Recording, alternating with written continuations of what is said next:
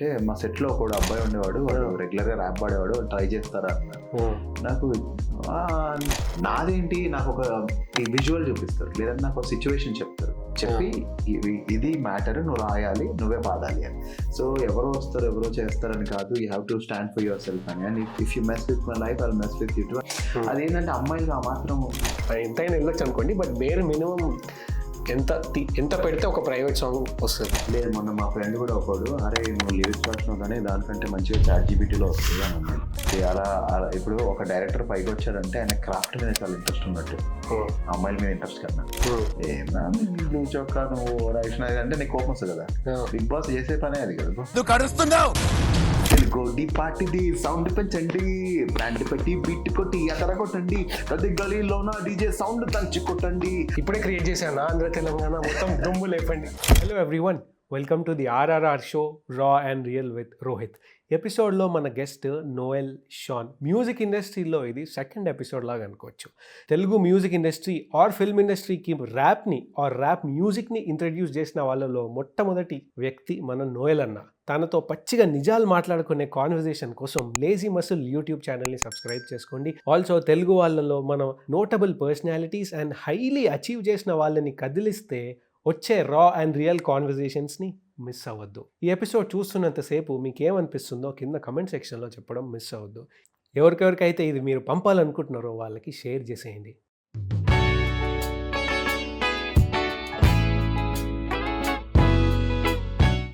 Hi Noel అన్న, welcome to the RRR show raw and real with Rohit. ఎట్లా ఉన్నావు అన్న? I'm doing great Rohit, happy to see you. So బేసిక్గా ఇప్పుడంటే ర్యాప్ అంటే అందరికి తెలిసిపోయింది. మా నాన్న ఏజ్ క్లోజ్ టు 60 years, మా నాన్న కూడా తెలిసి ఇప్పుడు అంటే ర్యాప్ మ్యూజిక్ అంటే సాంగ్స్ అంటే ఇవన్నీ.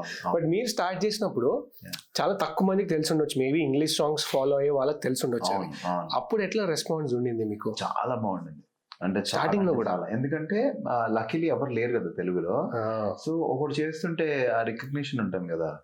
వాటిల్లో నాకు బెస్ట్ మెమరీ ఏంటంటే, నేను రికార్డ్ చేసిన రోజు అందరు ఎక్సైట్మెంట్, కీరోని సార్ కానీ వాళ్ళందరివి నాకు చాలా, అది మెంట్ వెరీ, నా ఫస్ట్ ఎక్స్పీరియన్స్ అది. అవి కాకుండా మంత్ర సాంగ్ రిలీజ్ అయిన తర్వాత నాకు బన్నీ గారు ఫోన్ చేసి, అల్లు అర్జున్ గారు ఫోన్ చేసి మాట్లాడితే నేను షాక్ అయిపోయినా అసలు. అంటే he is into lot of, అంటే ఆయనకు తెలిసినన్ని పాటలు నాకు తెలిసి ఎవరు తెలిసి ఉండవు. ఈ follows music very closely. So ఆయన అప్రిషియేషన్ కానీ అదంతా నాకు చాలా, ఐ ఫెల్ అరే మనల్ని ఖతర్నాక్ ర్యాప్ వింటున్నారు కదా అని అప్పుడు నాకు అనిపించింది. So it was memorable, very very memorable. Okay, ఇప్పుడు అక్కడ నుంచి కీరవాణి గారు ఎట్లా కాస్ట్ చేసినారు మిమ్మల్ని? ఫస్ట్ ఆఫ్ ఆల్ నేను ఈ రోజు నేను తెలుగులో ఫస్ట్ ర్యాపర్ అంటేనే it is because of Keeravani sir. ఆయనకు ఆ థాటే రాకపోతే, లైక్ ఇప్పుడు విక్రమార్కుడు సినిమా అవుతుంది, ఆయన ఆల్రెడీ మ్యూజిక్ కూడా అయిపోయింది, ర్యాప్ తీసినా అది బాగానే ఉంటుంది, మ్యూజిక్ భలే ఉంది. అది మేము కొత్తగా వెళ్ళి నేను మ్యూజిక్లో హెల్ప్ చేసింది ఏం లేదు. సో దీని మీద ఏదైనా అడిషనల్గా ర్యాప్ పెట్టాలి అనే ఐడియా ఆయనకు రాకపోతే ఈరోజు నేను లేను. సో అది రాజమౌళి సార్ థాటా, కిరణ్ సార్ థాటా, వెరీ థ్యాంక్ఫుల్. సో డైరెక్ట్గా ఆపర్చునిటీ ఆయన దగ్గరే రావడం ఇంకా lucky, very very lucky. So అది అంటే ఇంకా అది ఎలా అయింది అంటే ఇంకా God's grace, I don't know, it just worked out for మీ.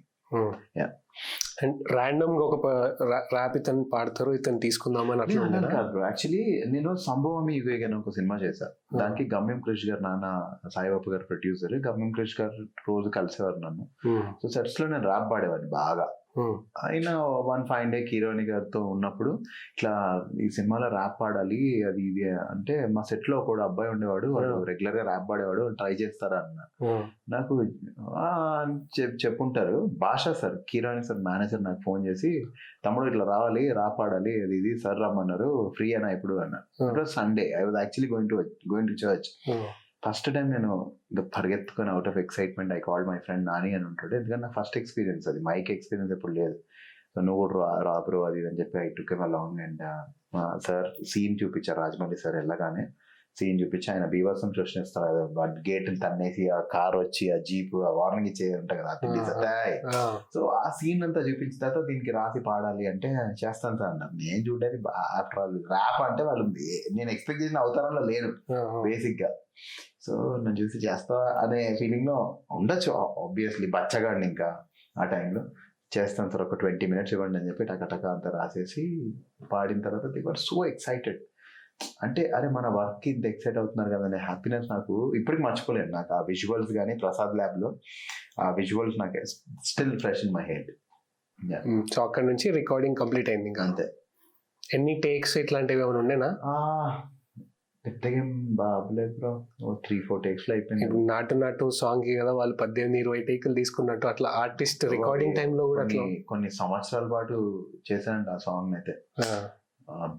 చాలా అంటే 1 year పాటు ఆ సాంగ్ ని ఇంకేమైనా చేయొచ్చు, అది ఎందుకు అవుతుంది అంటే ఇద్దరు సూపర్ స్టార్స్ ఉన్నారు అందులో. ఆషామాషి కాదు ఆ పాట, ఇద్దరు కలిసి చేస్తున్న సాంగ్ అంటే ఆబ్వియస్లీ అందరికి ప్రెషర్ ఉంటుంది. అలా అయితే నాకు లేకుండే నాది ఈజీగా అయిపోయింది. ఈ ర్యాప్ గురించి అన్న, మా కాలేజ్లో ఒక అతను, అంటే మా కాలేజ్లో మిస్టర్ ఫ్రెషర్ కాంపిటీషన్స్ అని జరుగుతాయి. అంటే మా జూనియర్లో ఒక అతను చాలా బాగా పాడతాడు అండ్ మంచి ఇన్స్ట్రుమెంట్స్ అన్ని ప్లే చేస్తాడు. బేసిక్ అతను క్రిస్టియన్. మేము చూస్తుంటే తర్వాత మాకు అర్థమైంది ఏంటంటే తను చర్చ్లో పాడటం, ఇన్స్ట్రుమెంట్స్ ప్లే చేయడం ఇట్లాంటివన్నీ చేస్తుండే. అది చాలా హెల్ప్ అయింది అతనికి స్టేజ్ మీద పర్ఫామ్ చేసి సింగ్ అవ్వడానికి. మీ కెరియర్లో మీరు ఫస్ట్ క్వశ్చన్, మీరు పర్ఫామ్ చేస్తారా మీరు వెళ్ళే చర్చ్లో? అండ్ అది ఇప్పుడు హెల్ప్ అయిందా మీ కెరియర్కి? సో డెఫినెట్లీ మనము ఇప్పుడు లక్కీగా మేము రెగ్యులర్గా ఎవ్రీ సండే చర్చ్కి వెళ్తాం బ్రో. ఎవ్రీ సండే మాకు ఎలా ఉంటుందంటే ముందు ఇనీషియల్గా ప్రైజ్ అండ్ వర్షిప్ ఉంటుంది, దాని తర్వాత వర్డ్ ఆఫ్ గాడ్ ఉంటుంది, దాని తర్వాత we disclose with another song.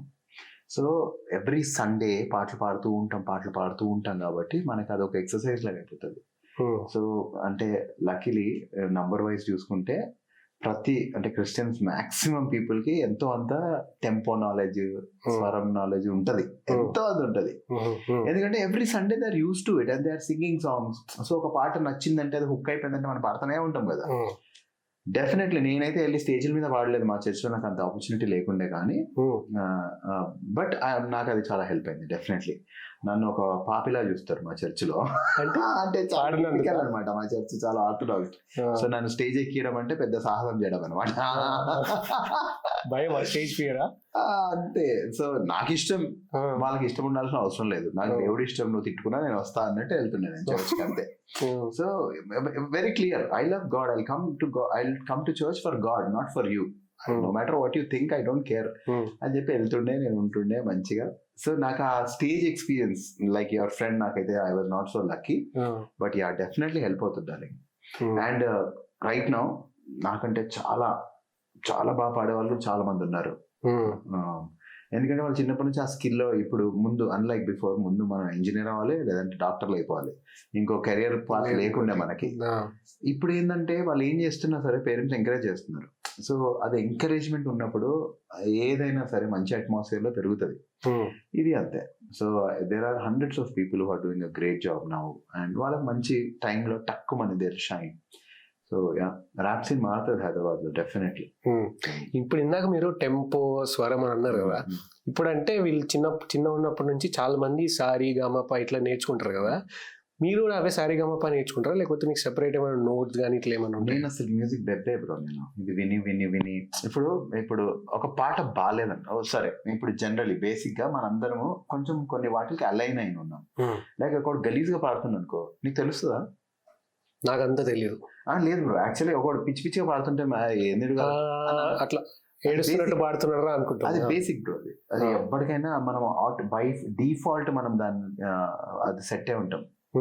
Tempo కానీ వాడు కరెక్ట్ పిచ్ లో పాడట్లేదు అనేది ఎవరికైనా నార్మల్ ఆడియన్స్ కూడా తెలిసిపోతుంది. పిచ్చోడ్లా పాడుతుండే అని అనేస్తారు. వాళ్ళకి అది ఉండాల్సిన అవసరం కూడా లేదు. నేను కూడా అంతే. I don't have tempo knowledge. Definitely tempo rap కావాల్సిందే టెంపో. సో మనం చప్పట్లు కొడతాం బ్రో, చర్చ్ లో చప్పట్లు కొడతా ఉంటాం మేము. అది టెంపో బ్రో. బేసిక్ ఒక పాట పాడుతుంటే మనం చప్పట్లు కొట్టి మనకి ఏం అలవాటు అవుతుంటే టెంపో జడ్జ్మెంట్ వచ్చేస్తుంది. సో అది అట్లా. అంటే ఇప్పుడు మీరు కీరవాణి గారితో వర్క్ చేస్తున్నప్పుడు వాళ్ళు ఏమిస్తారు మీకు అర్థమయ్యేలాగా, ఇప్పుడు ఇట్లా పాడండి అని? ఏం లేదు, నాకు స్ట్రక్చర్ చెప్తారు. ఇప్పుడు ఇది నేను ర్యాపర్ని కదా, నా ట్రీట్మెంట్ వేరు ఉంటుంది, సింగర్స్ ట్రీట్మెంట్ వేరు ఉంటుంది. సింగర్స్ ట్రీట్మెంట్ అయితే కంప్లీట్ గా సాంగ్ ఆల్రెడీ ఒకళ్ళు ట్రాక్ పాడేసి ఉంటారు, అది పాడి అది వినుకుంటూ పాడాలి, లిరిక్స్ చూసుకుంటూ సింగర్స్. అలా నాదేంటి, నాకు ఒక ఈ విజువల్ చూపిస్తారు, లేదంటే నాకు ఒక సిచ్యువేషన్ చెప్తారు, చెప్పి ఇది మ్యాటర్, నువ్వు రాయాలి, నువ్వే పాడాలి అని. సో నా దానికి లక్కీగా నేను కొంచెం ఎంతో అంత క్రియేటివిటీ నాది యూజ్ అవుతుంది, సింగర్స్ ది టాలెంట్ యూజ్ అవుతుంది. ఆల్రెడీ లిరిక్స్ ఉంటుంది వాళ్ళకి ఉంటుంది, వాళ్ళు ఎంత బాగా పాడగలుగుతారో అందులో వాళ్ళ టాలెంట్ తెలుస్తుంది. నాది ఎంతో అంత క్రియేటివిటీ తెలుస్తుంటుంది. ర్యాపర్స్ అందరిది ఎవరు రాసినా సరే వాళ్ళు ఎంత మంచిగా రాయగలుగుతున్నారు, ఎంత బాగా రాయగలుగుతున్నారు, ఎంత బ్యూటిఫుల్ గా they are able to express అనేది తెలుస్తుంది అంతే. నాకు ఒక నేను మనం ముందు అనుకున్న దాంట్లో లేదు, బట్ ఇప్పుడు ఏంటంటే ఇప్పటి వరకు మీరు రాసిన ర్యాప్ లో బయటికి రాలేనిది, బయటికి రానిది, రాదు కూడా ఇంకా అది, but which is close to your heart ఏదన్నా ఉందా? అట్లేం ఉండదు bro. See if I do something I make sure I put it out. No అంటే ఇప్పుడు ఏదో ఆలోచించుకుంటారు ఇది బాగుంది, this is to me only అని ఏదన్నా అట్లా ఉంటుందా? No bro, no. I am very expressive. I love to share everything. Whatever I write, I make sure I put it outside. అంతే. నేను రాయలేదంటే అప్పుడే చింపేసి వదిలేస్తా, దాని గురించి పట్టించుకొని. ఇంకా నాకు నచ్చితే అది ఉంటుంది, అది ఉందంటే బయటకు వస్తుంది ఏదో టైంలో. అలా చాలా ఉన్నాయి. సో నా చాలా ట్రాక్స్ ఉన్నాయి which I'm going to work. So yeah, మళ్ళా ఒకసారి ఆ డెలివరీ బాయ్ది పాడతారా? డెలివరీ బాయ్ నేను ఇప్పుడు లిరిక్స్ నాకు గుర్తులేడు. మీకు ఇష్టం ఆ సాంగ్? అది అంటే అది కొంచెం కనెక్ట్ అయినట్టుంది. అది సో హ్యాపీ, ఎందుకంటే నేను ఆ సాంగ్ రీచ్ అవ్వాల్సిన ఆడియన్స్ కి రీచ్ అవ్వాలి. People should like this song, ఎందుకంటే అలా కష్టం ఉంటుంది. అది మీ ఆర్డర్ తీసుకున్న ఆర్డర్ నెంబర్ 7 నేను మీ ఇంటికి వస్తున్నా అంటే మొత్తం ఒక వాడి లైఫ్ అంతా రాద్దాము, వర్షం పడ్డా, కాన్వే వచ్చినా, ఏదైనా సరే I'll come and I'll deliver to you అనేది వాళ్ళ కష్టం రాశాను నేను. సో నేను I wanted this song to get very good recognition. One thing అది నా ఛానల్లో లేదు. సో నా ట్రాక్ అది కాదని అనుకున్నారు అందరూ. నేను వాళ్ళని రిక్వెస్ట్ చేసే కూడా ఇది నా ఛానల్లో పెడదామంటే వినలేదు వాళ్ళు. సో దాని తర్వాత అండ్ ఇన్ఫాక్ట్ నేను దానికి డబ్బులు కూడా పెద్దగా ఛార్జ్ చేయకుండా చేశాను, ఎందుకంటే అరే వాళ్ళు అంత కష్టపడతారు కదా, మన సైడ్ నుంచి ఏమైనా చేద్దామని. I was not even commercial. I wish that song did well and I'm so happy after so many years. మీరు అడిగారు ఆ సాంగ్ గురించి. ఐఎమ్ సో హ్యాపీ, ఎందుకంటే నేనే నా ఛానల్ లేదు కాబట్టి నాకు అది మైండ్లో నుంచి వెళ్ళిపోయింది. అరే ఇది ఒక సాంగ్ చేసాం కదా మనము అని. ఆ టైంలో నేను చాలా ఫీల్ అయ్యా. ఒకటి నాకు చాలా బ్యూటిఫుల్ ఏమనిపించింది అంటే bro, once I was travelling, ఒక ఆటో అతను, ఐ వాజ్ హ్యావింగ్ టీ, ఒక ఆటో అతను ఆగి, అన్న మా గురించి పాట చేయొచ్చు కదా అన్న మీరు అని అన్నారు. నేను అంటే అన్న అంటే మీరు డెలివరీ బాయ్స్ గురించి చేసారు కదా అన్నాడు. అరే నాకు మజా వచ్చింది. అంటే అరే మన వర్క్ అది ఎవ్వరు నోటీస్ చేయని వర్క్ ఎవరైనా నోటీస్ చేసి మజా వస్తుంది కదా. Same thing I felt. Thank you for that. Actually అది నా ఛానల్లో పెడితే బాగుంటుంది. ఎంత రీచ్ అయినా సరే ఇట్ విల్ బి దేర్. అది ఏ టైంలో ఏ సాంగ్ ఎప్పుడు ఎలా వెళ్తుందో మనకు తెలియదు, but it's a very beautiful song. నార్మల్గా మూవీస్లో రొమాన్స్ గురించి కానీ ఆ కెమిస్ట్రీ గురించి కానీ చెప్పడం వేరే ఉంటుంది, బట్ రియల్ లైఫ్లో ఒక సిచ్యువేషన్ని ఒక పర్సన్ చాలా మంది కదా వాళ్ళ ఎమోషన్ని ట్యాప్ చేయడం అది ఇంకా వేరే. నాకు అలాంటివి చాలా ఇష్టం bro. Situations like hustler song ఉందా, మన దగ్గర ఒక అమ్మాయిని ఇబ్బంది పెట్టి చంపేశారు కదా ఫ్లైఓవర్ దగ్గర, దాని మీద సాంగ్ అంతా కూడా. That situation motivated me to right this. అంటే ఇప్పుడు ఎవరో వస్తారు ఏదో చేస్తారని కాదు darling. First of all you have to trust your self and save your self. Simple. మనకి ఫ్లైట్ లో అదే చెప్తారు, ముందు నీ మాస్క్ పెట్టుకోరా, తర్వాత వేరే వాళ్ళు. సో ఎవరో వస్తారు ఎవరో చేస్తారని కాదు, you have to stand for yourself అని. And if you mess with my life I will mess with you too. I got 2 words for you, fuck you అని.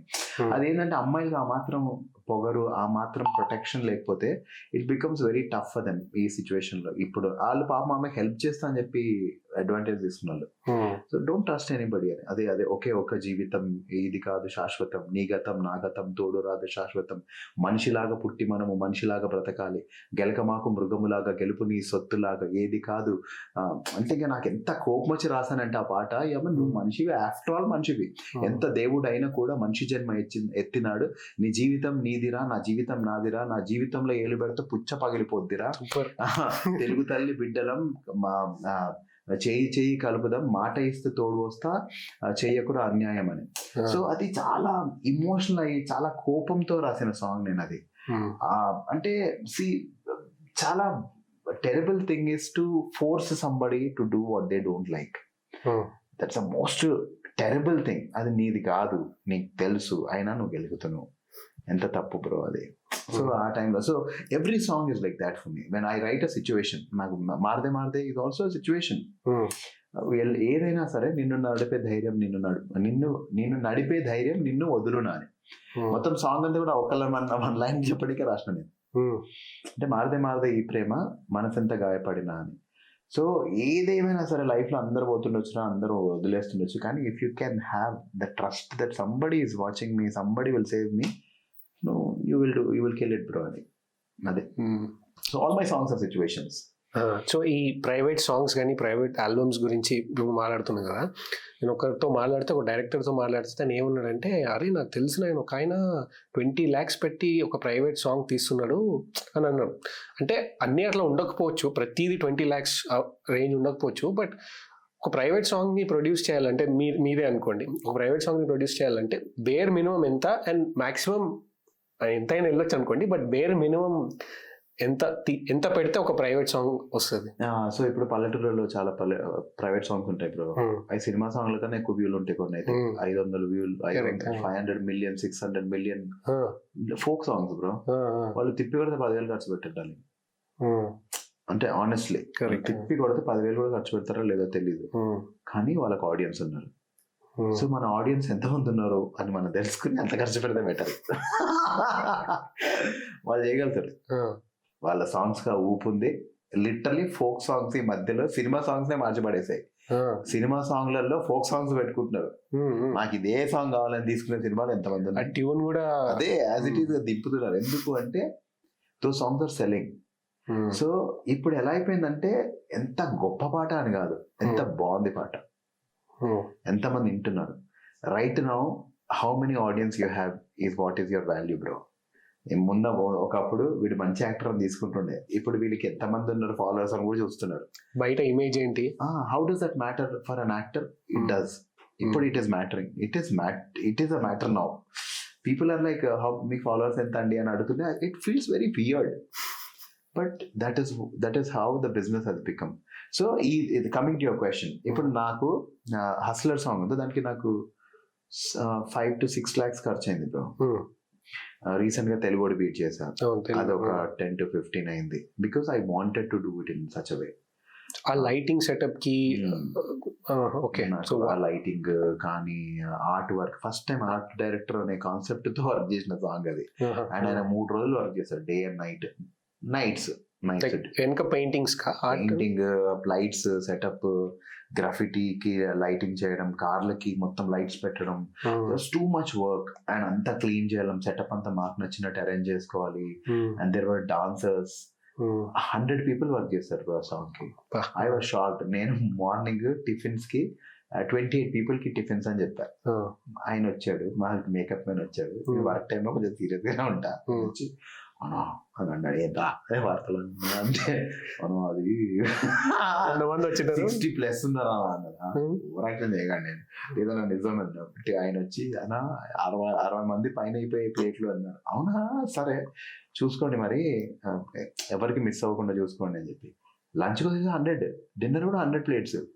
So I was shocked. Okay, I'm very happy I could feed 100 people దేవుడి దయ వల్ల అనే happiness ఉండే. కానీ కొన్ని తెలియకుండా అయిపోయాయి ఖర్చులు ఇవన్నీ. లైక్ ఆ రోజు అంటే ఇప్పుడు వాళ్ళకి ఏంటి, వర్క్ ఈజీ అవ్వాలంటే ఒకరు కాకుండా 2 తెచ్చుకుంటారు. మనం వద్దని చెప్పలేం. నాకు ఉందే ఒక రోజు షూట్ చేసుకోవడానికి, అది కూడా మెకానిక్ షెడ్, నాది కూడా కాదు. ఆయన నెక్స్ట్ డే ఏమన్నాడు, కావాలంటే నెక్స్ట్ వీక్ చేసుకోవాలన్నాడు. చచ్చినట్టు had a deadline. So ఇంకా నేను I couldn't say no. So అట్లాంటివన్నీ మనకు తెలియకుండా అయిపోతాయి బ్రో. సో అలా కొంచెం ఓవర్ బోర్డ్ అయింది ఆ సాంగ్. సో బట్ అవన్నీ పాకెట్ నుంచేనా, లేకపోతే ప్రొడక్షన్ హౌస్ కానీ? లేదు, ప్రొడక్షన్ హౌస్ నుంచి కాదు. I took help from Ramesh uncle, Nobel అన్న. నాకు అంటే నేను ఏంటంటే ఒక థాట్ మీద వర్క్ చేసే టైంలో నాకు ఫైనాన్షియల్ బర్డెన్ ఉండొద్దు అంటే I ask for help, backup. Sudden గా అరే మనకి ఇది అవసరం పడుతుంది టక్కున తీసుకునేలాగా ఉండాలని, ఎందుకంటే ఆ టైంలో బర్డెన్ ఫీల్ అవద్దు. అట్లా. So I'm very happy with, ఎందుకంటే నా మీద ఇన్వెస్ట్మెంట్ అది. It is on me. It is for my audience. And I'm so happy that song hit 1 million. And దాని తర్వాత నా పేజ్ బూస్ట్ అయింది. సో అంటే సడన్ గా పేజ్ లో యాక్టివిటీ ఎంత పెరిగిపోయిందంటే I'm so happy now. And ఇంకోటి, ఇప్పుడు మీరు ఎంతో కొంత ఇన్వెస్ట్ చేసినారు కదా, సో ఫేమ్ అండ్ వస్తుంది, but at the same time money ఎట్లా, రెవెన్యూ ఎట్లా జనరేట్ అవుతుంది? ఆ సాంగ్ కాలేజ్ ఈవెంట్స్ కి వెళ్తాం మేము. అండ్ ఇండైరెక్ట్ గా ఇది ఇవన్నీ ఇప్పుడు సి బ్రో, ఏ సింగర్ కైనా సాంగ్ కన్నా ఎక్కువ షోస్ తో వస్తాయి డబ్బులు. బట్ ఆబ్వియస్ ఇప్పుడు వాళ్ళకి ఒక సాంగ్ హిట్ అవుతే వాళ్ళకి ఏం డబ్బులు రావు, రూపాయి రాదు సింగర్ కి. వస్తే మ్యూజిక్ డైరెక్టర్కి వస్తుంది, ప్రొడ్యూసర్కి వస్తుంది. సింగర్కి ఏమొస్తాయి? ఏమి రావు. సింగర్స్కి ఎక్కడి నుంచి వస్తాయి అంటే కాలేజ్ ఈవెంట్స్ కానీ, ఈ ఈవెంట్లని, ఆ ఈవెంట్లని, అందులోనే డబ్బులు వస్తాయి. So I'm actually working on 1 hour show. ఆ 1 hour షోలో అంటే నేను అట్లీస్ట్ మినిమం 12 నుంచి 15 పాటలు ఉండాలి నాకు. నేను ఆ క్యాటలాగ్ నాది రెడీ అవుతే I'm ready for an our show అనమాట. 16 to 90 minutes సెట్ నేను చేయగలుగుతా నా own. I'm preparing for that bro. So ఇప్పుడు నాకు ఇన్వెస్ట్మెంట్ కావాలి, నేను పెట్టాలి. ఇది నేను నాకు ఎవరో ఇస్తారు, ఎక్కడి నుంచో ఊడిపడుతుంది పాట. I'm not looking at anything like that. I want be an actor. నేను ఎక్స్ట్రాగా బయట నుంచి ఆశపడేది ఓన్లీ ఆఫీస్, యాక్టింగ్ ఆఫీస్ కోసం. Musically by God's grace whenever I'm getting offers I'm getting. కానీ నాకు ఏదైతే చేయాలన్నదో అదే చేస్తాను నేను. Here are more of novel, నేనేంటి అని. అక్కడికి వెళ్తే సినిమాకి తగ్గట్టు రాయాలి, వాళ్ళకి నచ్చిందే రాయాలి. లేదు వాళ్ళకి మనకు ఎంత నచ్చినా వాళ్ళకి నచ్చకపోతే తీసేస్తారు. అవన్నీ లిమిటేషన్స్ ఉన్నాయి. ఇలా ఇది ఇక్కడ అలా కాదు. ఇది నా సాంగ్, నాకు నచ్చితే ఉంటది, నాకు నచ్చకపోతే ఉండదు. ఆ రేజ్ మిస్ అవుతుంది, ఏజ్ ఎమోషన్ మిస్ అవుతుంది. అదే. అండ్ ఇంకొకటి, ఈ అంతకుముందు అంటే మూవీస్లో వచ్చే సాంగ్స్ కానీ ఆర్ మీరు పాడిన ర్యాప్ కానీ ఏదైనా సరే, మూవీస్లో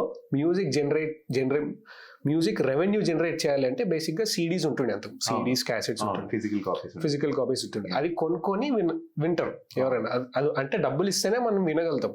బట్ ఇప్పుడు డిజిటల్ అయిపోయేసరికి అంటే అప్పుడు ఉన్నంత రెవెన్యూ అంటే ఎవరన్నా ఫ్రీగా వినొచ్చు ఆ సాంగ్ని. ఆర్టిస్ట్కి డబ్బులు కట్టాల్సిన అవసరం లేదు యాజ్ అ కామన్ పర్సన్. ఇప్పుడు ఎట్లా జనరేట్ అవుతుంది రెవెన్యూ మూవీస్ నుంచి వచ్చే సాంగ్స్? ఓవరాల్ గా ఏంటంటే డిజిటల్ ప్లాట్ఫామ్స్ నుంచి మాకు, if you are tied up with a company, an agency, they will look after bro. So I am with Believe Music.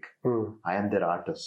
So మా పర్సంటేజ్ మీద they keep tracking A platforms మీద నా పాటలు play అవుతున్నాయని they keep tracking. And వాళ్ళు నాకు every 3 months ఒక report పంపించి నా షేర్ నాకు పంపిస్తుంటారు. This is my audio, only audio. My private songs. Okay. నా YouTube channel is with me and right now it's with another company.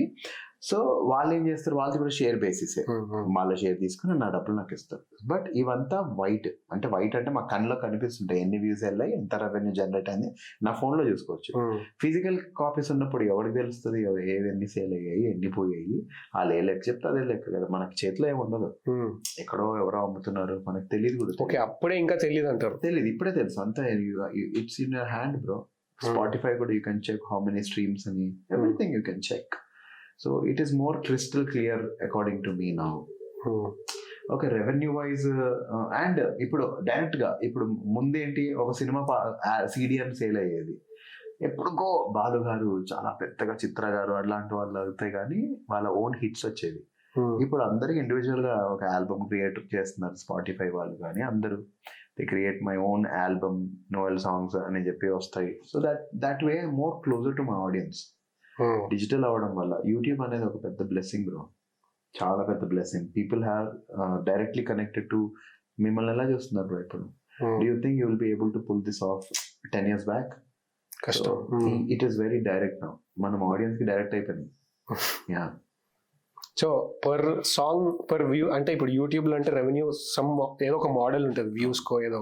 అట్లా కూడా ఆర్టిస్ట్ కి సాంగ్స్ లో అట్లే ఉంటుందా? పర్ వ్యూస్ ఉంటుందా? ఇన్ని ప్లేస్. ఇప్పుడు 1 million హిట్ అయింది అనుకో bro, that means you generated around 80 to 1 lakh. అందులో ఎన్ని మిలియన్స్ హిట్ అవుతే అన్ని లాక్స్. అది అదర్ ప్లాట్ఫామ్స్ లో లైక్ స్పాటిఫై, యూట్యూబ్ లో. అదర్ ప్లాట్ఫామ్స్ అది ఇంకా డిపెండ్స్ బ్రో, ఒక్కోసారి డిపెండ్స్. వస్తాయి, అందులో కూడా బాగానే వస్తాయి డబ్బులు. ఫిగర్ ఏం అవసరం లేదు, బట్ జస్ట్ చెప్తున్నాను. అంటే మినిమం అడుగుతున్నా ఒక 3 to 5 lakhs అయితే వస్తూనే ఉంటాయి పర్ ఇయర్. అంటే నేను చాలా తక్కువ సాంగ్స్ రిలీజ్ చేస్తా. రెగ్యులర్ గా చేసే వాళ్ళకైతే కొంతమంది కోట్లలోనే సంపాదిస్తారు. It is a very good business. మన తెలుగులో ఇంకా అంత భూమి రాలేదు కానీ it is a very good business. అన్న ఈ మధ్య టెక్నాలజీ చాలా ఎక్కువైపోయింది. మనం జస్ట్ ఒక కమాండ్ ఇస్తే ఇమేజెస్ జనరేట్ అయిపోతున్నాయి, వీడియోస్ అయిపోతున్నాయి. నా పర్సనల్గా నేను ట్రై చేసింది కూడా కొన్ని సెంటెన్సెస్ ఇచ్చి దీనికి ర్యాప్ ఇవ్వమంటే అది టెక్నాలజీ ర్యాప్ ఇచ్చేస్తుంది. ChatGPT ఇట్లాంటివి ర్యాప్ ఇచ్చేస్తే. ఇది మీరు రికార్డ్ చేసేటప్పుడు కానీ ఇట్లాంటివి వాడుతుంటారా? హెల్ప్ తీసుకుంటారా? లేదు, మొన్న మా ఫ్రెండ్ కూడా ఒకడు, అరే నువ్వు లిరిక్స్ రాసినావు కానీ దానికంటే మంచిగా ChatGPTలో వస్తుంది అని అన్నాడు. నా ఫ్రెండే గట్టి గుచ్చుకుందా? ఏ పిచ్చలైట్, నువ్వు అయితే ChatGPT నేను అన్నా. నేను పిక్చర్ రైట్ బ్రో, అది ఒక మెషిన్, అది అది దానికి నచ్చింది చెప్తుంది అది. And it is completely, it won't write what is required. అర్థమైంది కదా, it won't write what is required. Okay సరే, that's a very good blessing. But నేను బ్రెయిన్ యూజ్ చేయను అని అనుకోవడం అంత దరిద్రం ఇంకోటి ఉండదు. చాట్ జీపీటీ ఉంది కదా అని నేను బ్రెయిన్ యూజ్ చేయను అంటే దరిద్రం ఇంకేమైనా ఉంటుంది. How it is created. If I have to write a situation, I have to think about the situation. I won't think అనే అంత దరిద్రం ఏముంది ఇంకా. అదే కదా, that's ChatGPT for you. అది టోటల్ ఇచ్చేయడం, దానికి పని ఇచ్చేయడం. బట్ ఎక్కడన్నా అరే ఇది ఫ్రేమ్ అది బెటర్ ఇవ్వగలుగుతుంది అని డెఫినెట్లీ ఉంటుంది. నేనైతే ఎప్పుడు వాడలేదు బ్రో, బికాజ్ సి నేను గాస్పల్ చేస్తా. గాస్పల్ అంటే write a song about Jesus అంటే అది ఏం రాస్తుంది? అవునా కదా. I want to write a situation. All the gospel songs are basically testimonies, ఒక ఎక్స్పీరియన్సెస్ అవి. సో ఆ ఎక్స్పీరియన్స్ నుంచే రావాలి ఆ బ్యూటీ. అండ్ ఇప్పుడు ఓకే, నేను జనరిక్ ఒక సాంగ్ తెలుగుడి బీట్ చేసిన, రైట్ అ సాంగ్ అబౌట్ ఏక్ మార్ దో మార్ తీన్ మార్ అంటే అది ఏం రాస్తుంది బ్రో? అర్థమైంది కదా, నా ఎమోషన్ నేను రాయాలి. జో ధూమ్ ధామ్ చేద్దాం, దుమ్మురేపి ఆడదాం, బ్యాండ్ పెట్టి గల్లె చుట్టూ దోస్తులతో ఆడదాం, ఈ పాటే పాడదాం, మన ఆటే ఆడదాం, తెలుగుడి సత్తా ఏంటో రండి చూపిద్దాం. చెప్పగలుగుతా చాట్ జీపీటీ అంతా? అది మన ఎమోషన్. అది మనం చిన్నప్పటి నుంచి ఎట్లా పెరిగినాం, ఏం చేసినాం, చాట్ జీపీటీతో నాతో పెరగలేదు. ఇక నేను ఎందుకు ఇది చెప్పి వేసిన వదిలేస్తా తప్ప సీరియస్లీ. అంటే ఇంకా I don't want to use my brain. Okay, that is maybe doing a better work, but it is not me. Simply చాలా simple, in simple words it's not me. నేను కాదు అది. అట్లాంటప్పుడు నా పాట ఎట్లా అవుతుంది అని ఫీల్ అవుతాను అంతే. What ever it is bro, I want to do it my self అని ఉంటేనే బాగుంటుంది. అప్పుడే మా ఈ షోకి కానీ ఇప్పుడు నువ్వు చాట్ జీపీటీలో కొట్టినా ఈ క్వశ్చన్ అని లేదు. అది నా థాట్ ప్రాసెస్ చాట్ జీపీటీకి తెలియదుగా. Exactly. So why chat GPT bro? అంటే people are becoming so lazy these days. ఇంకొన్ని రోజులు ఎంత దరిద్రం వచ్చేస్తుంది అంటే, ఎవడన్నా నోట్లో ఉక్కేస్తే బాడీ నేను తినేస్తాను నమ్మలేస్తా అనే దరిద్రం వచ్చేలా ఉంది. అంటే you have to do simple basic things. అవి బేసిక్స్, అవి బ్రెయిన్ పెట్టి ఆలోచించడం అనేది basic. Okay, it is a super power. I'm not saying, నాకు తెలియదు, I'm innocent, I don't know how to use it, but coming to my songs I will not use it.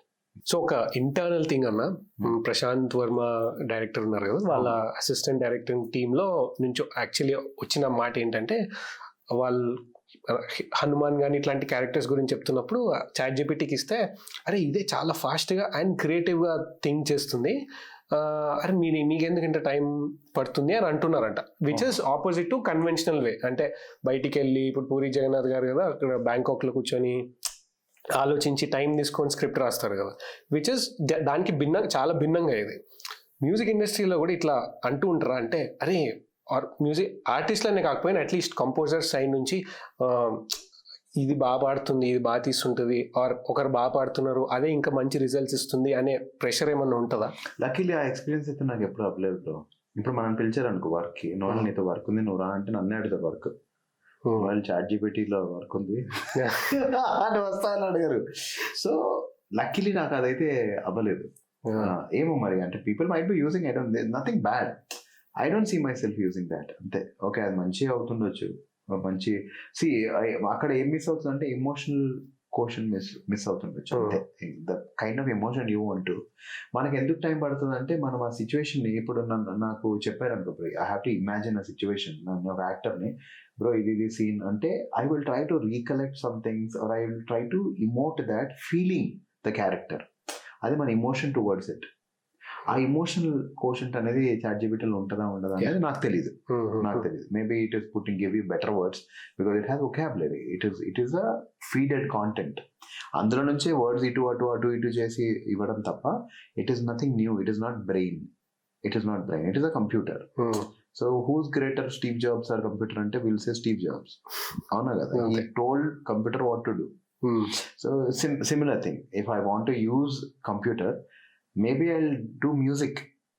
దాన్ని ఇప్పుడు చాలా programmed, ఇవన్నీ ముందు అన్ని లైవ్స్ ఉండేవి, ఇప్పుడు అన్ని ప్రోగ్రామింగ్. రెహమాన్ గారు వచ్చిన తర్వాత ఆ ట్రెండే మార్చేసిన ఆయన, ప్రోగ్రామింగ్ వచ్చేసింది అంతా. ముందు అన్ని లైవ్ ఫీడింగ్ ఉంది, అన్ని లైవ్ ఫీడింగ్. ప్రోగ్రామింగ్ ఏంటి అంటే, ఇప్పుడు అన్ని కీబోర్డ్స్ ని ప్రోగ్రామ్ చేసేయచ్చు, మొత్తం సాంగ్ అంతా ప్రోగ్రామింగ్. అది మొత్తం అంతా ముందు అన్ని లైవ్ లో ప్లే చేసేవాళ్ళు. తబలా అయ్యుండొచ్చు, గిటార్స్ అయ్యుండొచ్చు, వైలిన్స్ అయ్యుండొచ్చు, అన్ని సింగిల్ టేక్ లో చేసేవాళ్ళు. ఆయన వచ్చి చాలా సింప్లిఫై చేశారు, which is a beautiful thing. కానీ ఇప్పటికీ కూడా లైవ్ సౌండింగ్ అనేది కంప్లీట్లీ డిఫరెంట్. లైవ్ అనేది లైవే, ఫీడింగ్ అనేది ఫీడింగే. Maximum songs that you hear are programmed songs. So అది మంచి మంచి థింగ్, ఎందుకంటే ఆ ప్రోగ్రామ్ లో కూడా వీళ్ళకి ఏం కావాలో వీళ్ళు తీసుకొని చేస్తున్నారు. లిరికల్ రాయడము చాట్ జీపీటీ చెప్తుంది కదా అంటే అది ఇంకా. అండ్ నాకు మ్యూజిక్ గురించి పెద్ద నాలెడ్జ్ లేదు. ప్రోగ్రామింగ్ అంటే ఏంటి అంటే ఇప్పుడు లైవ్ అంటే లైవ్ లో కొడతారు బ్రో. ఒక డ్రమ్స్ వాళ్ళు డ్రమ్స్ ఉంటారు, గిటార్ వాళ్ళు గిటార్, దాన్ని రికార్డ్ చేస్తారు అంతే. సో కంప్లీట్లీ ప్రోగ్రామింగ్ అంతా. ప్రోగ్రామింగ్ అంటే మీకు అందులోనే guitars, you can play guitar, whatever instrument you name it, you can play on the keys itself. That's called programming. Live దాని తర్వాత సౌండింగ్ వైజ్ లేదు నాకు లైవ్ అనేది లైవే bro, there is no match. లేదు నాకు లైవే కావాలి అంటే అప్పుడు లైవ్ కొంతమంది తీసుకుంటారు. కాన్సర్ట్స్ లో వచ్చే మ్యూజిక్ అది అక్కడ వాయించేదా లేకపోతే అందులో అక్కడ లైవ్ అదంతా. ఇప్పుడు లైవ్ సింగింగ్ అంటే అక్కడ పాడుతున్నారా లేదా అనేది లైవ్ సింగింగ్. మీరే అనుకోండి, మీరే చేస్తున్నారు. నేను లైవ్ సింగింగ్ డైరెక్ట్ అక్కడే మళ్ళీ ఎన్కైమ్ మ్యూజిక్ లో ఏం రాదు, సౌండ్ స్పీకర్స్ లో అట్లా. అంటే ఇప్పుడు మేము ట్రాక్ మీద పాడుతున్నాం అనుకో, ట్రాక్ మీద మేము పాడతాం, దాంట్లో that is singing is live. But అక్కడ కూడా స్పీకర్స్ లో వస్తుంటుందా మీరు రికార్డ్ చేసింది? స్పీకర్స్ లో రాకుండా మేము ఎట్లా పాడతాం బ్రో?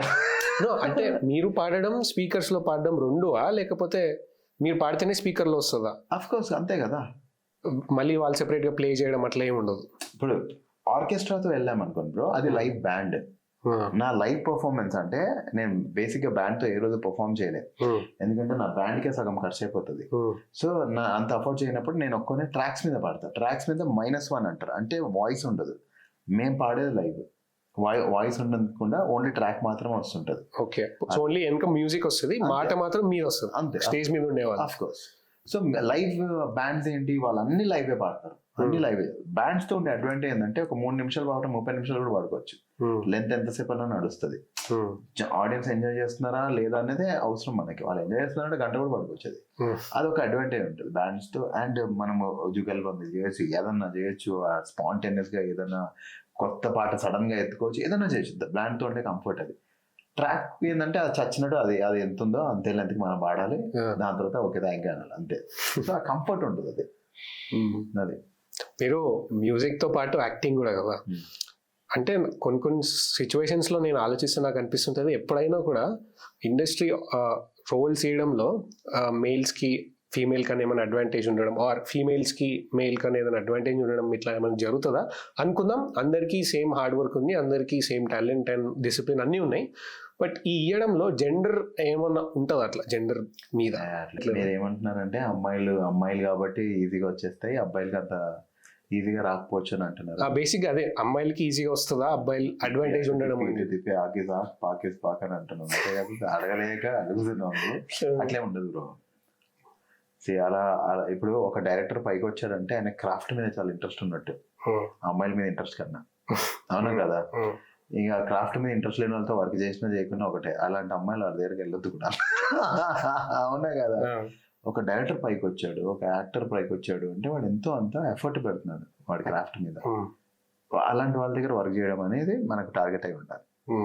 అమ్మాయిల మీద ఇంట్రెస్ట్ ఉంది, అబ్బాయిలకి ఇంట్రెస్ట్ లేదు అంటే అట్లాంటి వాళ్ళ దగ్గర పోయి కూడా వేస్ట్. అది టైం వేస్ట్, సింపుల్ గా టైం వేస్ట్. సో దేవుడి దయ వల్ల నేను ఇంతవరకు అట్లాంటి వాళ్ళతో వర్క్ చేయలేదు, అంతే చేయను కూడా.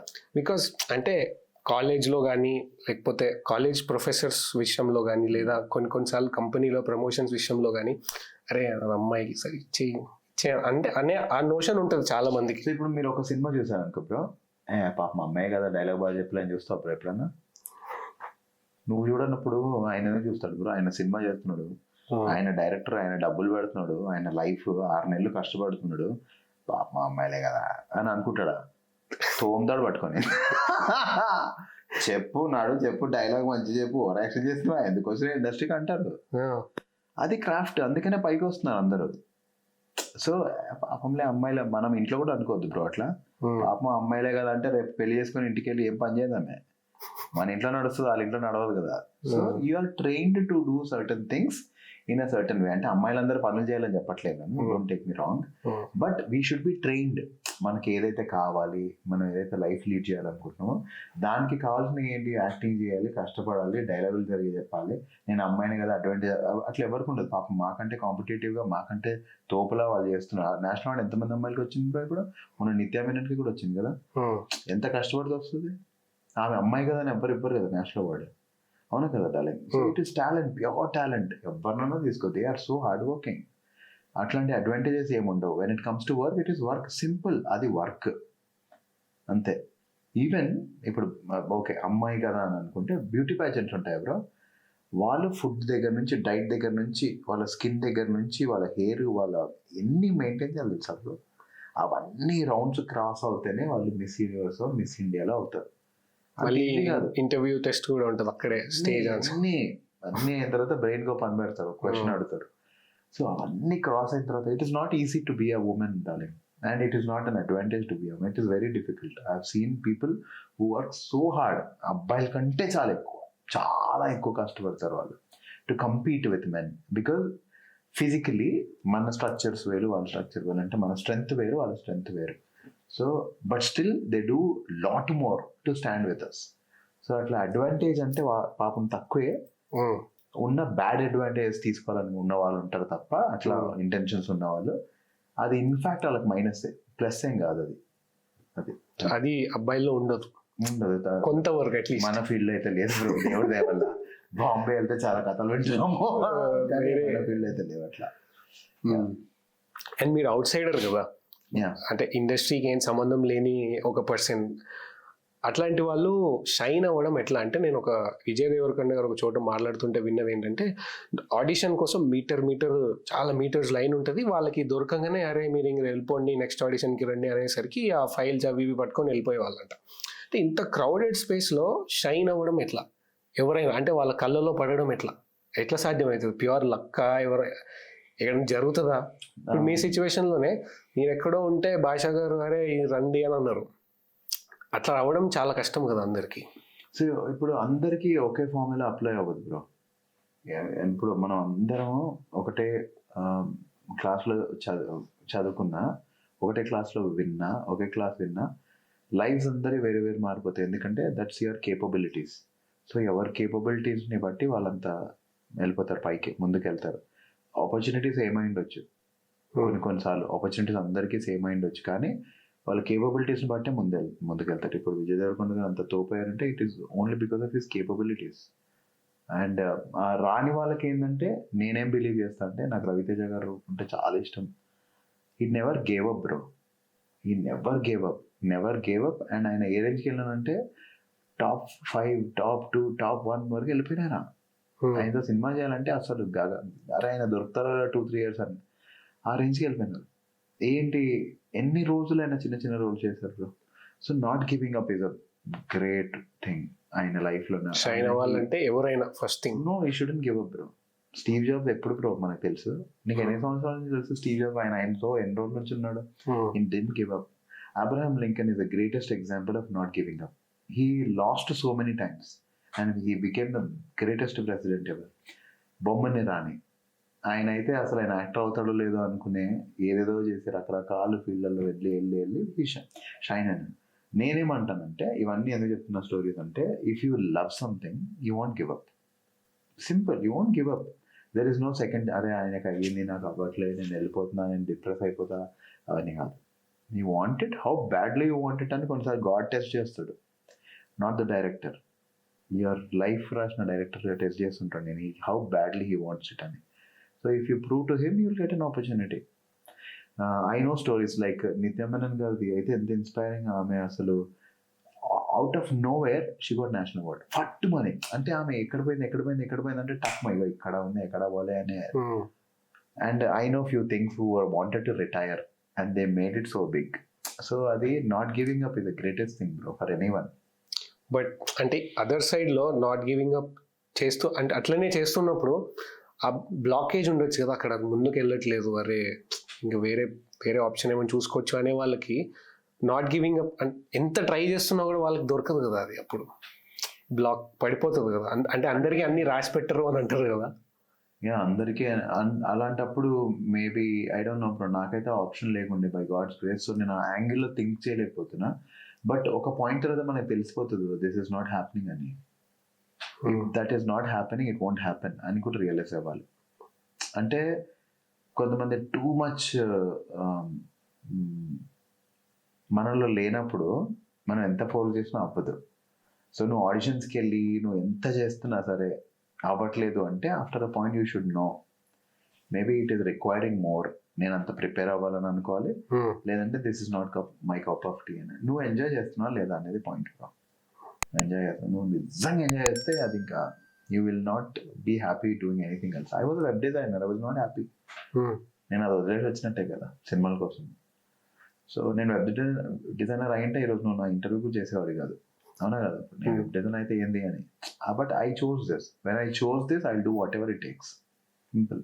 ఇంతమంది అంటే ఆల్రెడీ నడుస్తున్నారు కదన్నా, మీలాంటి ర్యాపర్స్ వస్తూ ఉన్నారు, యాక్టర్స్ వస్తూ ఉన్నారు, యాక్ట్రెసెస్లో కూడా యాక్ట్రెసెస్ కానీ యాక్టర్స్లో ఇది తక్కువ అనుకోండి, బట్ యాక్ట్రెసెస్లో ఒకప్పుడు చాలా పేరున్న వాళ్ళు కూడా ఫ్రెష్ ఫేసెస్ వస్తూ మళ్ళీ వాళ్ళు కొంచెం అట్లా మిస్ అయిపోతున్నట్టు వెనకకు పడి వాళ్ళకి పెద్ద అంటే మనకు స్క్రీన్ పైన కనిపించారు, వాళ్ళు కొత్త ఫేసెస్ అన్నీ కనిపిస్తుంటారు. ఇట్లా వస్తున్నప్పుడు టాలెంట్ ఎవ్రీ ఇయర్ కానీ ఎవ్రీ 3-4 years కానీ రెన్యూ అవుతున్నప్పుడు మీకు టెన్స్డ్ అనిపించదా, అరే కొత్త టాలెంట్ వచ్చేస్తుంది నేను వెనక పడిపోతానా అన్నట్టు? లేదు బ్రో, సి ఎనీథింగ్ ప్రెషర్లోనే గ్రో అవుతుంది. ఇఫ్ యూ వాంట్ మసిల్ కదా బ్రో, నువ్వు దాని మీద కొంచెం వెయిట్ వేయాలి. డబుల్ నువ్వు ఎంత వెయిట్ వేస్తుంటే అంత మసిల్ పెరుగుతుంటుంది. ప్రెషర్ లేనిది ఏది పెరగదు. If you don't have pressure you won't grow. Simple. If egg has to break there should be pressure from inside, అవునా కదా bro? So without competition waste bro ఎక్కడన్నా మనం ఉండడము. కాంపిటీషన్లో ఉండి మనం గెలుస్తేనే కదా. నేను ఫస్ట్ వచ్చిన అంటే ఎంతమంది ఉన్నారు, నేను ఒక్కడిని అంటే ఇంకెందుకు, అవునా కదా? So everyday people will come. How best you can do అనేది, how best you can come up with your own work అనేది, దట్స్ యూ. మన ఇంట్లోనే 4 ఉంటారు బ్రో, అవునా కదా? ఆ 4లో నువ్వెంత షైన్ అవుతావు, నువ్వెంత బాగా చేయగలుగుతావు, నీ లైఫ్ని ఎంత బాగా డిజైన్ చేసుకోగలుగుతావు అనేది నువ్వు. సో ఇంకా మన కాంపిటీషన్ వద్ద మమ్మీ ఒక్కనే కాను మమ్మీ అని చెప్పాలి కదా. సో సింపుల్, మనం దీన్ని కూడా అట్లే చూడాలి. This is like a huge family wear everyday ఒకడు కొత్త టాలెంట్ ఉంటుంది. నేను ఎంత బాగా చేయగలుగుతానని చూసుకోవాలి అంతే. It's like a marathon. అంటే ఏ పరిస్థితుల్లో కూడా ఉంటది అంటున్నారా, మీరు ఉండదు అంటున్నారా? ప్రెషర్లోనే గ్రో అవుతాం మనం. ఇప్పుడు నాకు సింపుల్ బ్రో, రావు రమేష్ గారు అంటే నాకు చాలా ఇష్టం. క్రేజ్ చేస్తారు ఆయన పర్ఫార్మెన్స్. ఓకే, నేను నా బాయ్ ఫ్రెండ్స్ సినిమా షూటింగ్ అవుతుంది, ఆయనతో సీన్. ఆ సీన్లో ఎస్పెషలీ రాజ్ తరుణ్, హెబ్బా పటేల్, అశ్విన్ అన్న, పార్వతీశం, నేను, రావు రమేష్ గారు ఉన్నా. అందరూ డైలాగులు చెప్తున్నారు. ఊరి నాయన ఇంత ప్రెషర్ ఉంది ఏంది అని అనుకున్నా. నేను కుమ్మేవాడాలి, మనం వచ్చిన దీనికోసం మనం ఫిక్స్ అయిపోయా. ఫస్ట్ కొంచెం ఇనీషియల్ ఏంటంటే ఊరి నాయన ఇంతమంది ఉన్నారు హీరో అనే ఫీలింగ్. అందరు ఉన్నారు. అండ్ చోటాగే నాయుడు గారు కెమెరామెన్, ఎంత ప్రెషర్ ఉంటుంది. పెద్దవాళ్ళు 2 ఉన్నారు అక్కడ. రావు రమేష్ గారు తినివాడేస్తారు ఏ సీన్స్. మనం కుమ్మేయాలని ఫిక్స్ అయిపోయినా. ఎందుకు కుమ్మేయాలి అంటే, రావు రమేష్ గారి సినిమా పోతే పెద్ద ఫరక పడదు, నాకు పడుతుంది, దాన్ని ఇంకోసారి ఎవరు తీసుకోడు. నేను చింపి చాట చేయాలి అని చెప్పి నేను ఇంకేం ఆలోచించట్లే. ఆ రోజు నేను ఇదే చేయాలని ఫిక్స్ అయి ఉన్నా. నేను చేసిన తర్వాత చోటాగే నాయుడు సార్ తినేసాను నా కొడుకు అందరిని అని అన్నారు. చాలా నాకు నేను దట్స్ ఇప్పుడు నాకు అది ఆడియన్ అంటాడా లేదా అని నాకు అవసరం లేదు బ్రో. నాకు చోటా సార్ అన్నారు, నాకు చాలు. చోటా సార్ నాకు ఇంకో మాట అన్నారు, ఐ ఫెల్ట్ సో హ్యాపీ. నువ్వు నీకు విషయం తెలుసారా, ఫస్ట్ నా కొడుకు వద్దు, అసలు వీడొద్దు అని అన్నాను. నేను తీసుకొద్దానని సినిమాకి, భలే చేసావురా అని అన్నారు. సో అది అంటే కాంపిటీషనే కదా బ్రో. వీడెందుకు, మనం వీడొద్దు వేరేవాడిని పెట్టుకుందాము అనేది కాంపిటీషనా కాదా? ఆ కాంపిటీషన్ నెగ్గుకురావాలి మనం. You have to. అంటే ఇంకా మనకి ఒకటి గుర్తుపెట్టుకుని బ్రో, పుట్టడానికి కూడా ఎన్నో మందితో గొడవపడి మనం పుట్టామంట. ఎక్కడ లేదు కాంపిటీషన్, పోయినప్పుడు ఉండాలి. ఇక నీకు వద్దు కాంపిటీషన్ అంటే పోవడం best. Simple, that is the only place. అక్కడ కూడా ఉంది ఇప్పుడు. 2 భూములు సరిపోక ఒకటి పెడుతున్నారు ఇప్పుడు. అక్కడ కూడా కాంపిటీషన్ ఉంది bro. There is no place where you don't have competition. అంటే అక్కడ పోయేంత వరకు, పోయిన తర్వాత ఇంకా మన బెస్ట్ మనం ఇవ్వాలి అనేది. అదే తెలుసా bro, the richest place is grave. People have not used their talent. There is so much talent in the grave which is unused. I will go to my grave empty. I will use all my talent. I will write all the songs and release. I will put all my emotions outside. నేను చాలా ఏమేమి ప్రపంచానికి ఇవ్వాలనుకుంటున్నా అన్ని ఇచ్చిపోతా. My grave will be empty. అంతే. అసలు ఈ ఆలోచన కూడా రాలే, గ్రేవ్ టాలెంట్ ఉంది, గ్రేవ్ ఎంటీ ఉండాలి అని. My grave will be empty. God should, నన్ను గాడ్ చేసి మా ఆఖరి బొట్టు వరకు కుమ్మేసినావు నువ్వు అనాలి. అది బ్రో, మనం వచ్చింది పీకి పోగొట్టాలి అంతే. మనం పీకాలి, పడగొట్టాలి, పోవాలి అంతే. సో బిగ్ బాస్ నుంచి మీ లెర్నింగ్స్ ఏంటి? ఏది వచ్చినా తీసుకుంటా అనే యాటిట్యూడ్ ఉన్న వాళ్ళు మీరు, ఏది ఇస్తే చేస్తా మొత్తం సర్వం ఇచ్చేస్తా అన్న మీరు బిగ్ బాస్ నుంచి కూడా ఏం నేర్చుకున్నారు? ఆర్ మాకేం చెప్తారు ఏం నేర్చుకున్నారు? బిగ్ బాస్ లో నేను I'm the only 2 time captain bro ఆ సీజన్ లో. ఎప్పుడు నా కాలు పనిచేయనప్పుడు, నా కాలు పనిచేయట్లే, నా హెల్త్ బాగాలేదు, తలతో బాల్ కొట్టి గెలిచా నేను ఆడుతుంటే ఆ గేమ్ అభిజిత్ ఎంజాయ్ చేస్తున్నాడు. నేను ఆ రోజు ఏం తెలుసు, అప్పుడు నేను గెలవాలని ఆడలే, నాకు ఆల్రెడీ కాలు బాగాలేదు, చెయ్యి బాగాలేదు అని చెప్పి నేను మనం ఎంజాయ్ చేద్దామని ఎంజాయ్ చేస్తున్నాను నేను. And I was hitting every ball with my head and that was going straight. నాకు ఆ రోజు అర్థమైంది ఏం తెలుసా బ్రో, మా ఓడ ఎంజాయ్ చేస్తున్నాను కదా, నేను ఎంజాయ్ చేసినప్పుడు I stood a winner. Life లో నువ్వు ఎంజాయ్ చేసే పని ఏదో చేసుకోవడానికి. నేనైతే బిగ్ బాస్ నుంచి అదే నేర్చుకున్నా. బిగ్ బాస్ నుంచి పెద్ద లర్నింగ్ ఏమి ఉండదు bro. It is a very pressurised place. అనవసరం అనిపిస్తుంది నాకు ఫర్ ఎనీబడి. ఇప్పుడు నేను వచ్చి కూర్చొని నీతో మాట్లాడతాను, నీకు బాగుంది కదా, ఏమన్నా నీ బ్లూ చొక్కా నువ్వు రైషన్ అది అంటే నీకు కోపం వస్తుంది కదా. బిగ్ బాస్ చేసే పనే అది కదా బ్రో. రోజు నువ్వు వేసుకుంది బాగాలేదంటారు, నువ్వు చేసేది బాగాలేదండి, పప్పు బాగాలేదంటారు, నువ్వు నిలబడితే బాగాలేదంటారు, తుమ్మే ఆ రోజు నా మొహం మీద అంట. ఏంటా ఇది, మీ ప్రాబ్లం ఏంటి, ఎక్కడి నుంచి ఏం బ్యాచ్ మీద అనే ఫీలింగ్ వస్తుంది నాకైతే. మనం ఎప్పుడైనా నువ్వు ఎక్కడైనా ఒక రూమ్ లోకి వెళ్ళి నువ్వు ఎవరైనా కనిపించినప్పుడు హే యూఆర్ లుకింగ్ గుడ్ అనో, వాడు మంచిగా అవుతాడు బ్రో. ఆడికి ఆ రోజు లైఫ్లో ఏమవుతుందో కూడా మనకు తెలిసిండదు, బట్ హీల్ స్మైల్. నువ్వు ఎవరినన్నా వెళ్ళి అరే భలే చేసావు బ్రో వర్క్ అంటే వాడికి ఇంకొంచెం ఎంకరేజ్మెంట్ వస్తుంది. మనం humans, that's how we are designed. మనం ఎప్పుడైతే సంబడి ఎంకరేజెస్ కదా, మనం ఇంకా చేయాలనే మన కస వస్తుంది. అక్కడ ఏం చేస్తావు తెలుసా, నువ్వు చేసేదంతా బోకా అని చెప్తారు. ఏం చెప్పినా వేస్ట్ అంటారు. But in way lime light లో రావాలంటే నేను చూసే వాళ్ళని కూడా అంటే ఎంతో కొంత వాళ్ళకి అది కావాల్సి వస్తుంది కాబట్టి క్రియేటర్స్ అట్లా ఇస్తున్నారు అని.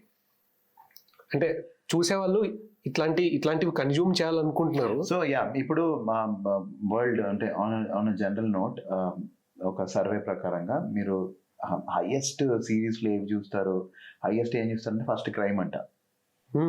లవ్ స్టోరీలు ఎక్కడో 7-8 పొజిషన్లు ఉంటాయంట.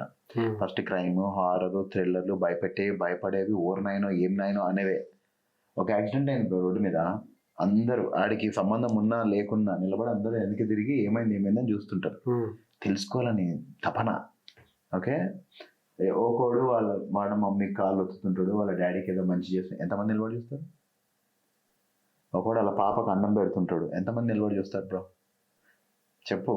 ఒక యాక్సిడెంట్ అన్నాడు ఒకడు, అందరు చూస్తే ఏమైంది, నీకు సంబంధం కూడా లేదు, నీ ఎందుకురా, అది సంబంధం ఉండదు, చూస్తారు. సో ఏది ఎక్కువ చూస్తారు తెలుసా జనాలు, అంతే. ఏదైతే నాయిస్ చేస్తూ ఓరినైనా సైఫ్ అలీ ఖాన్ ఇష్యూ అని తెలుసా నీకు? మొత్తం ఇండియాకి తెలుసు. ఎందుకు బ్రో ఆయన ఇంట్లో ఇష్యూ అయితే నీకు నువ్వు వెళ్ళేవని చేస్తావా, పట్టిస్తావా, ఏం చేస్తావు? ఇప్పుడు తెలుసు అన్నందుకు నన్ను కూడా తిడుతున్నాడు.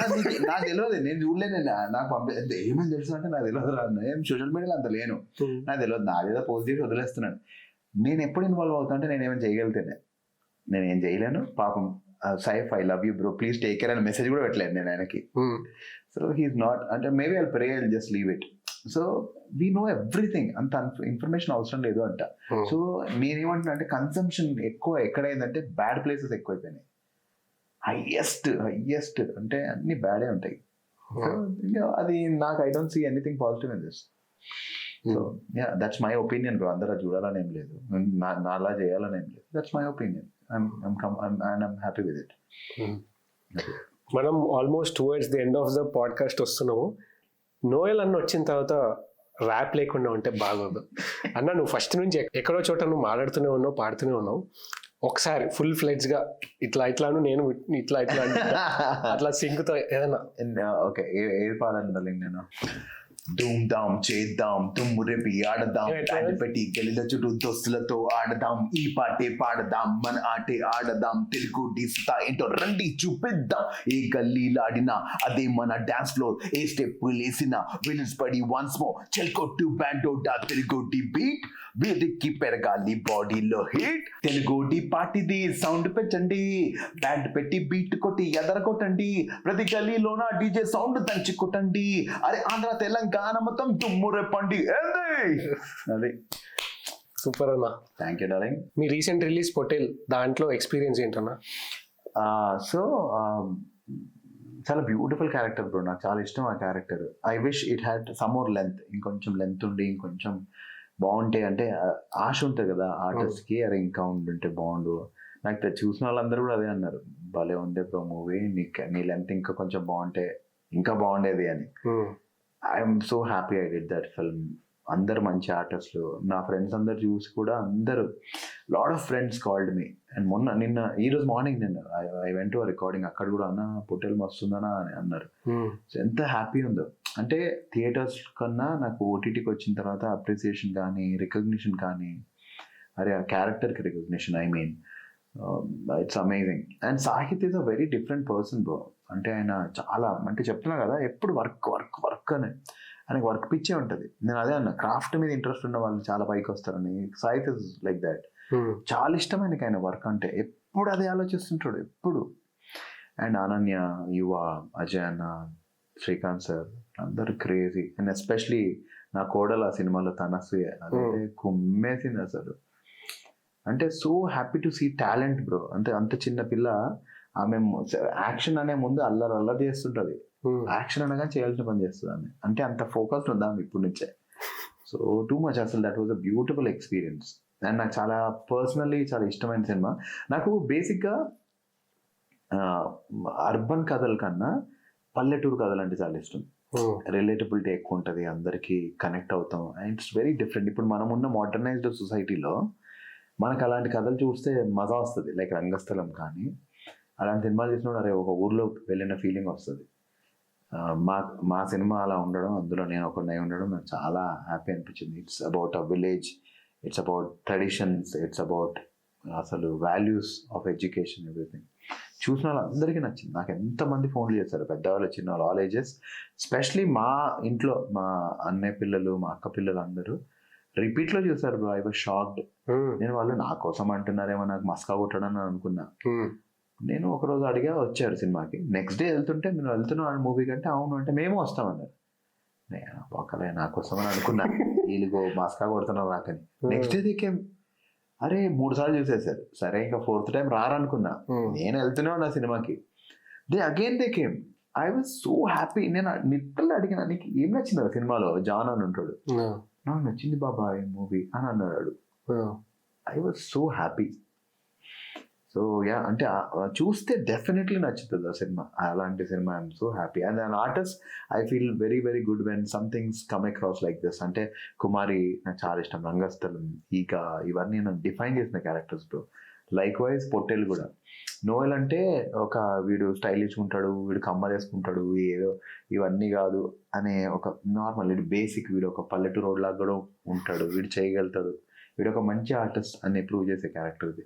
I'm so thankful to Sahith, to Nishank, to Suresh అన్న for giving me this role. I'm very thankful to them. ఇట్లా షిఫ్ట్ అయిపోవచ్చా అంటే మీ నేచర్ ఇది ఆ క్యారెక్టర్లోకి వెళ్ళిపోవడం? అఫ్కోర్స్ నాకు చాలా ఇష్టం. ఈ సినిమాలో ఒక డైలాగ్ ఉంటుంది, మా అనన్యకి నేనంటే ప్రాణం, మా చెల్లి. నేనేం చెప్తా అదే, నా గురించి హీరోని వదిలేస్తుంది. అరే మా అన్నకు నువ్వు నచ్చలేదురా, ఆడంటే నాకు ఇష్టం, నువ్వు ఇంకా నన్ను కలవద్దు అంటది. సో అలాంటిది మళ్ళీ హీరో వచ్చి నాకు చెల్లికి పెళ్ళి అవుతుంటే వాడు తీసుకొని వెళ్ళిపోతుంటాడు.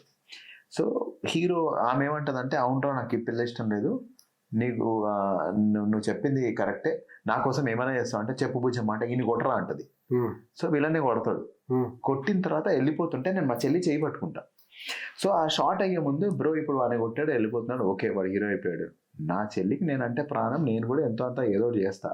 మా చెల్లి ఒక మాట అంటే నేను వదిలేయాలి బ్రో, అట్లేమైనా చేద్దాం సాహిత్ అది అంటే, చెప్పు ఇప్పుడు మరి అది అని ఇట్లా సాహిత్ కూడా కరెక్ట్ డార్లింగ్ అని ఆలోచిస్తున్నాడు.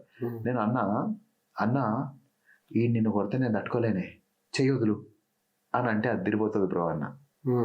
ఇంకా దానికన్నా ఏముంటుంది, ఇప్పుడు మా చెల్లికి నేనంటే ప్రాణం, ఈ నిన్ను కొడతాడు నేను తట్టుకోలేను, నువ్వు వదిలేయానంటే భలే ఉంటుంది కదా అని. సో నాకు యాక్టింగ్ అంటే అంత ఇష్టం డార్లింగ్. నేను ఆలోచిస్తా, ఆ క్యారెక్టర్ లాగా ఆలోచిస్తా. ఆ సిచ్యువేషన్ నిజంగా నాకు జరిగి నేను వదిలేయాలంటే నాకు ఎట్లాంటి డైలాగ్ చెప్తూ వదిలేస్తానో నేను ఆలోచిస్తా. అది లిటరలీ సినిమా థియేటర్లో ఆ డైలాగ్ చెప్పగానే అరిచినారు. నాకు నేనే చెప్పిన dialogue. I feel so happy. So that's my contribution to cinema. అంటే నేనేం చేసిన ఈ సినిమాకి అంటే చిన్న చిన్న కొన్ని ఉంటాయి అట్లాంటివి. అంటే ఇంకా చేస్తుంటాం అట్లాంటివి. ఆర్టిస్టులకి అది చాలా మజా వస్తుంది బ్రో. బట్ చాలా చెప్పండి. ఇప్పుడు ఆర్టిస్టులకి మనం ఏం చేసినాము అని లేనిది ఒకటి క్రియేట్ అయినప్పుడు ఒక మ్యాజిక్ ఉంటుంది. ఇన్ఫాక్ట్ రంగస్థలంలో నన్ను పిలిచినప్పుడు డైలాగ్స్ లేవు డార్లింగ్. ఆ క్యారెక్టర్కి నాకు చెప్పడమే, ఆ క్యారెక్టర్కి డైలాగ్స్ లేవు, వద్దులే నేను వద్దన్నారు సుకుమార్ సార్, ఎందుకంటే ఆడు ఇప్పుడు హీరోలా చేస్తున్నాడు అని పిలవద్దురా అని అన్నారు. డైలాగులు కూడా ఉండవు, ఒక డైలాగ్ కూడా లేదు ఆడికి అని. ఏదైనా నేను చేస్తాను, నేను వస్తానని చెప్పి వెళ్ళి సుకుమార్ సార్ నా రోజు అడిగా, సార్ ఏంటి సార్ ఇప్పుడు వాడి బాధ ఏంటి, వాడు ఎందుకు అరుస్తున్నాడు ఏంటి అంటే, నేను బ్యాక్ షాట్ రా, జగపతి బాబు గారి మీదే ఉంటుంది షాట్, ఇలా ఇలా వెనక్కి వెళ్ళిపోతుంది, కెమెరా మొత్తం నీ మీద ఏముండదు, నువ్వు ఏదో అరిచాను. వాడికి ఏదో బాధ ఉంటుంది కదా సార్, ఆ బాధ ఏంటి చెప్పండి అన్న. అరే నువ్వు ఎన్ని రోజుల నుంచి మోసాలు చేస్తున్నావు, ఇంకా అది కొనసాగవు, నీ మీద నామినేషన్ వేస్తా, నీ పని ఏదో చెప్తా, అది ఇదని అని చెప్పి అని అరుస్తున్నా. దాని తర్వాత షార్ట్ చూసారు, ఓకే రా సూపర్ అన్నారు. నేనేది జిమ్మి ఇలా వెళ్తుంటే నేను అక్కడే అరచా. నాకు జిమ్మి టైమింగ్ అర్థమైంది, ఇలా వచ్చిన తర్వాత ఇలా తిరిగి అని అరిస్తే బాగుంటుంది కదా, కరెక్ట్ జిమ్మి మీద నా మొహం ఎక్స్పోజ్ అవుతుంది కదా అని చెప్పి, సరే ఇంకో షార్ట్ చేద్దాం సార్ అని చెప్పి వెళ్ళి జిమ్మి తిరిగిన తర్వాత చేశాను నేను. సో అది సినిమాలో అదే వాడారు. అండ్ డైలాగ్ డబ్బింగ్ చెప్పించారు. I was shocked. సో రంగస్థలంకి నా కాంట్రిబ్యూషన్ ఏంటి అంటే ఆ డైలాగ్ చెప్పడం. దాన్ని నేను I feel very proud as an actor. So మీరు అన్నారు కదా ఇప్పుడు, అది చాలా చిన్న రోల్ అది. నేను చిరంజీవి గారు చెప్పారు కదా బిగ్ బాస్కి వచ్చి ఆ రోల్ గురించి. సో మనం ఎంత కాంట్రిబ్యూట్ చేస్తున్నాం అనేది, అది చిన్నదే అయ్యిండొచ్చు కానీ it will help me in bigger length. ఇప్పుడు నాకు రంగస్థలం అనేది లేకపోతే పొట్టే లేదు నా జీవితంలో. సాహిద్ నాకు ఫస్ట్ వచ్చి, డార్లింగ్ రంగస్థలంలో ఏదైతే ఆగిపోయిందో అది ఇక్కడ కంటిన్యూ అవ్వాలి, అలాంటి క్యారెక్టరే అని. నేను రంగస్థలం చేయకపోతే పొట్టే లేదు డార్లింగ్ నా లైఫ్లో. సో అంత ఇంపార్టెంట్. నేను ఆ రోజు సార్ లేదు నేను చేస్తాను అన్నది నాకు ఇంకో సినిమా పడింది. That's how much you should love your art అని నేను అనుకుంటా. This is I'm waiting, still waiting. నేను అల్టిమేట్ రోల్ చేశానా అంటే చేస్తా, ఫ్యూచర్లో చేస్తాను. Still waiting for that role. I'm very positive, I'm very optimistic that it is going to come. అది. బట్ చాలా మంది అంటే ఏం చెప్తే అదే చేస్తారు కదా, మీరు ఇట్లా ఎన్హాన్స్ చేస్తుంటే కొంతమంది ఫీల్ అవుతారు, కొంతమంది పాజిటివ్గా. మనకి ఫస్ట్ డేనే అర్థమైపోతుంది డార్లింగ్ వీళ్ళు తీసుకుంటారా లేదా అని. నాకు పురుగు తిరుగుతుంటుంది బ్రో. నేను చెప్పాల్సిందే, నేను బ్రో ఇట్లా చేయొచ్చా అది అంటే, బాగుంది బ్రో చూద్దాం ఇదైతే చేసేద్దాం అని అంటారు. ఓకే, వాళ్ళు కూడా మనం ఏం హర్ట్ చేయరు. ఇదైతే చేసేద్దాం ముందు అంటే వద్దులే అన్నట్టే, నన్ను మళ్ళీ అడగ నేను. ఇన్ కేస్ మనకు నిజంగా నచ్చితే, వీడు ఇచ్చే ఇన్పుట్స్ కి వాల్యూ ఉంది, అవును కరెక్ట్ గా ఎన్హాన్స్ అవుతుందంటే ఎవరైనా కాదన్నారు, డెఫినెట్లీ కాదన్నారు. ఒకటికి 2 సార్లు చెప్తుంటేనే ఉంటాను నేను. నాకు ఎందుకంటే నేను కన్విన్స్ అవుతాను బ్రో, యాజ్ అన్ యాక్టర్ నేను కన్విన్స్ అవుతాను. ఎందుకు బ్రో, కుమారి 29F లో ఒక సీన్ ఉంటుంది, మా పోలీసులకి మమ్మల్ని పట్టించి మమ్మల్ని మోసం చేసింది, నీకు ఆడితో తిరిగి నిన్ను మోసం చేసి అని ఒక డైలాగ్ ఉంటుంది. ఫుల్ ఇమోషన్తో చెప్తాను, బియర్ బాటిల్ తీసి అది ఎందుకు అంత ఓవరాక్షన్ చేస్తున్నావు అని అన్నారు నన్ను. ఓకే, లిటరలీ సుకుమార్ సార్ కూడా నచ్చల అది. అని ఆయన చూస్తారు కదా, నచ్చలేదంట. డబ్బింగ్ అంతా అయ్యాక సుకుమార్ సార్ అన్నారు, అది భలే ఉందా ఆ సీన్ అని. సో అది ఏంది, ఆ రోజు నేను ఇన్వాల్వ్మెంట్ ఏంది, నన్ను మోసం చేసేస్తాం అనే ఫీలింగ్ నాకు ఉండాలి కదా. నేను శంకర్ గారిని నన్ను నువ్వు పోలీసులు పట్టిస్తాను అనే ఫీలింగ్ నాకు ఉండాలి కదా, అది నేను ఫీల్ అవ్వాలి కదా. సో అది ఓకే, ఆ టేకు పక్కన పెట్టి ఇంకో టేక్ కూడా తీసుకున్నారు. బట్ టేక్ ఏది వచ్చింది ఫైనల్, లిటరలీ నా వాయిస్ వద్దన్నారు డబ్బింగ్ లో. కుమారి 29F లో నా వాయిస్ వద్దన్నారు. సో విష్ణుప్రియ గారు అని ఉంటారు డబ్బింగ్ ఇన్ఛార్జ్. ఆవిడ, విష్ణుప్రియ గారు ప్లీజ్ ఒకరోజు మనం అడిషనల్ గా మనం చేసినాం కొన్ని మంచి సీన్స్ నేను చెప్తాను మీరు ఉండండి అని చెప్పి నేను చెప్పుకుని ఉండాలి. దాని తర్వాత విన్నాక అవి నచ్చినాయి. తర్వాత నాకు ఆ రోజు ఆ సినిమాకి నేను డబ్బింగ్ చెప్పకపోతే నాకు ఇంత పేరు కూడా వచ్చేది కాదు. హాయ్ నా పేరు శంకర్, వద్దు నీ పేరు చెప్పొద్దు, నాకు నచ్చింది పెట్టుకుంటా. సో అదే నేను బ్రో చేసింది, నాకంటే మంచి ఎవరు చెప్తారు నా క్యారెక్టర్, కానీ పొగరు మనకు లేదనుకో వేస్ట్ బ్రో. ఇంకా మనం నేను లేదు, వేరే వాయిస్లు ట్రై చేస్తున్నారు, అందరితో చెప్పిస్తున్నారు. నేను ఒక్కటే, విష్ణుప్రియ గారు ప్లీజ్ అండి, విష్ణుప్రియ గారు ఒకటి ఉంది అద్భుత అన్నారంటే మనకు కుమ్మేసినట్టు డబ్బింగ్. ఆవిడ అన్నారు బా అద్భుత అని కుమ్మేసిన మనం. సో అది bro, that's what passion is, that is what. అంటే ఒకలే ఇంకా చాలా చేయాలి నేను, కానీ ఐమ్ జస్ట్ సేయింగ్ మనం you should not give up. Literally వాళ్ళు వద్దంటే మనం గివ్ అప్ చేయొచ్చు. చెప్పింది ఎవరు, సుకుమార్ సార్ వద్దు, వాడు వాయిస్ వద్దు అని అనుకున్నారు వాళ్ళు. 100% రైట్, వాళ్ళు 100% రైట్. ఎలా రైట్, వాళ్ళకి ఇంకేదో కావాలి, అది నేను చేయట్లేదు ఆ టైం వరకు. నాకు కావాలంతగా చేయలేదేమో మరి నేను, నాకు తెలియదు కదా. వాళ్ళకి కావాల్సిన శంకర్ని నేను క్రియేట్ చేయలేకపోతున్నా. నేను గివప్ చేయలే, అందుకని నాకు గివప్ చేయొద్దు అని. గివప్ చేయొద్దు మనం అస్సలు, మనం వెళ్ళి మనకంటే బెటర్ ఎవర్రా అని చెప్పి ఇంకా చేయాలి. మీరు గివప్ అన్నప్పుడు నాకు అప్పుడు ఇంకోటి గుర్తొచ్చింది ఏంటంటే బిజినెస్ లో కూడా ఉంటుంది అన్న ఇట్లా అంటే ఎప్పుడు స్టార్ట్ చేస్తున్నాము అనేది కాదు, ఎప్పుడు ముయ్యాలో తెలిసినోడు వాడు కరెక్ట్ పర్సన్ అని. ఇప్పుడు మీరు ఇందాక మనం మాట్లాడుతున్నప్పుడు హార్డ్ వర్క్ గురించి వచ్చినప్పుడు వాడికి బ్లాకేజ్ అక్కడ ఉంది అని అర్థమైనప్పుడు అది వేరే రూట్ తీసుకోవాలి వాళ్ళు ఆపేసి. సో బ్రో ఇప్పుడు business, any career, any business, anything కూడా బ్రో మనం ఓవర్ చేసేస్తున్నాం అనుకో, మనం ఇంకా లోపలికి వెళ్ళిపోతున్నాం తప్ప బయటికి రాం. సో మనకి ఇంకా అరే ఇది కాదు, this is not going right అని తెలుసుకున్నాం అనుకో bro, will do the next నాక్. లైక్ క్రికెట్లో కూడా ఒకడు బౌలర్, వాడు స్పిన్నర్ అనుకో బ్రో, వాడు అన్ని స్పిన్లే వేస్తుంటాడు. ఈ షాట్ ఆ షాట్ ఈ షాట్ ఆ షాట్ అని ట్రై చేసి ఏదో కొడతారు, అది వర్కౌట్ అవుతుంది. లేదా అన్ని అదే షాట్లు కొడితే ఆడు పోతుంది వికెట్. అవునా కదా? ఇది కూడా అంతే bro. So you have to keep playing. అంటే ఓకే ఇది వర్కౌట్ అవ్వాలని చెప్పి యూ షుడ్ స్టాప్. అంటే అదే ఇప్పుడు గ్యాంబ్లింగ్ లో చాలా మంది స్టాక్స్ లో ఎస్పెషలీ పెట్టడం కాదు, ఎప్పుడు తీసేసి మళ్ళీ వేరే అది దట్స్ వెరీ ఇంపార్టెంట్. అది that's not everybody's game bro. నాదైతే అస్సలే కాదు, ఎప్పుడు తీయాలో తెలియకపోవడం. ఓకే, అంటే when you're investing in stocks అవన్నీ కూడా you should know the market and నీకు తెలుసుండే ఎప్పుడు స్విచ్ అవ్వాలి, ఎప్పుడు ఏం తీసుకోవాలి, ఎప్పుడు. అది పెద్ద గేమ్ అది. సో ప్రతి దాంట్లో కూడా ఎప్పుడు బయటకు రావాలని తెలియాలి జనరల్ నోట్. అంటే నేను ఒక బిజినెస్లో ఒక సిచ్యువేషన్ నుంచి బయటకు వచ్చిన నాకు అనిపించింది అది ఇంకా వర్కౌట్ అవ్వట్లేదు అని చెప్పి. ఇప్పుడు నన్ను ఎవరైనా అడిగితే ఎవరికైనా చెప్పగలుగుతావా నువ్వు బ్రీఫ్గా ఎందుకు బయటకు వచ్చేసినావు అంటే సిచ్యువేషన్ టు సిచ్యువేషన్ అనే చెప్తాను నేను.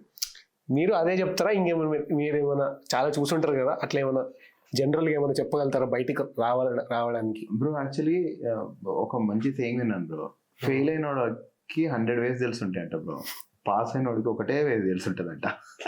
తెలుసా బ్రో? ఎవడైతే గెలిచాడో ఆడికి ఒకటే వే తెలుసుంటుంది. ఆడు గెలిచేసాడు ఆల్రెడీ.